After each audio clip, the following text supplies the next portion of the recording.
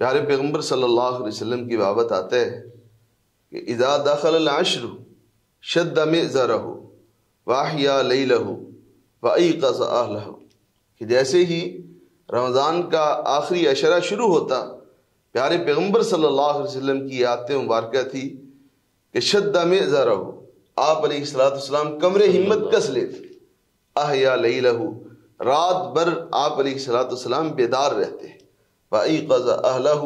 صرف یہ نہیں ہے کہ خود بیدار رہتے، اپنے رب کی جناب میں کھڑے ہوتے، عبادت کرتے، بلکہ خود عبادت اور ریاضت کے ساتھ ساتھ اپنے گھر والوں کو بھی بیدار کرتے ہیں۔ تو لیلۃ القدر کو اگر ڈھونڈنا ہے تو اس کے لیے پھر ہمیں اسی طرح کے جذبے کی ضرورت ہے۔ پیارے پیغمبر صلی اللہ علیہ وسلم کی بابت آتا ہے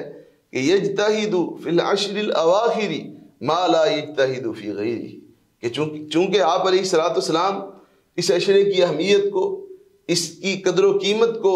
اس کی فضیلت کو سمجھتے تھے، اس لیے جیسے ہی یہ عشرہ شروع ہوتا آپ علیہ السلام اس عشرے میں ایسی محنت کرتے، رب کو منانے کے لیے ایسی کوشش کرتے کہ جیسی آپ علیہ السلام اور ایام میں یا اور راتوں میں نہیں کرتے تھے۔ اور ہم جانتے ہیں کہ پیارے پیغمبر صلی اللہ علیہ وسلم کا عبادت کا انداز اور آپ علیہ السلام کی عبادت میں لگن، عبادت کے لیے جستجو اور اللہ رب العزت کی عبادت میں محنت باقی ایام میں، باقی شب و روز میں، باقی اوقات میں بھی کوئی کم نہیں تھی، لیکن ان اوقات میں، ان گھڑیوں میں، آخری عشرہ میں پیارے پیغمبر صلی اللہ علیہ وسلم اپنی عبادت کو بڑھا دیتے، اللہ رب العزت کی عبادت کے لیے مزید محنت کرتے۔ حضرات، اس رات کو اگر پانا ہے تو اس کا طریقہ یہی ہے کہ عبادت کے ساتھ جڑیے، اللہ رب العزت کی عبادت کے ذوق کو پہلے سے بھی زیادہ بڑھائیے، اور جیسے ہی طاق راتیں آئیں انسان مغرب کے وقت سے ہی ان راتوں کی قدر کرے اور کوشش کرے کہ ان کے اندر اعمال شرعیہ بجا لائے۔ جیسا کہ حافظ ابن رجب رحمہ اللہ کا قول ہے، وہ کہتے ہیں کہ ایک مسلمان انسان کو چاہیے کہ وہ لیلۃ القدر کو پانے کے لیے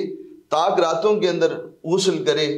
اچھا لباس پہنے، صفائی ستھرائی کا اہتمام کرے، خوشبو لگائے، اپنے آپ کو اس رات کی عبادت کے لیے تیار کرے، اپنے ظاہر کو بھی صاف کرے اور اس کے ساتھ ساتھ اپنے باطن کو بھی پاک کرے، کیونکہ جب تک انسان کی نیت اچھی نہیں ہے، انسان جو بھی کر لے وہ اس کو فائدہ دینے والا نہیں ہے۔ تو عمیر بھائی، رمضان کی راتوں میں لیلۃ القدر کو ڈھونڈنے کا بہترین طریقہ یہی ہے کہ انسان اس رات کے اندر نیک اعمال بجا لائے، انسان صدقے کا کچھ نہ کچھ حصہ اس رات کے لیے ضرور رکھے،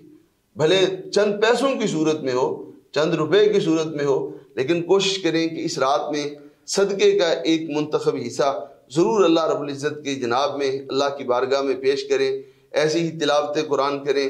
زیادہ سے زیادہ استغفار کریں۔ امی عائشہ رضی اللہ تعالیٰ عنہ کے استفسار پر آپ نے جو دعا سکھلائی تھی لیلۃ القدر کے حوالہ سے، اللہم انک عفو تحب العفو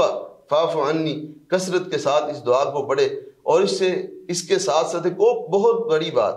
اس کے ساتھ ساتھ ایک اور بہت بڑی بات پیارے پیغمبر صلی اللہ علیہ وسلم نے ارشاد فرمایا، من قام لیلۃ القدر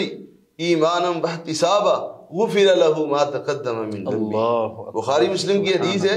کہ لیلۃ القدر کو پانے کے لیے انسان کو اس رات کا قیام کرنا چاہیے اور خوب لگن کے ساتھ کرنا چاہیے۔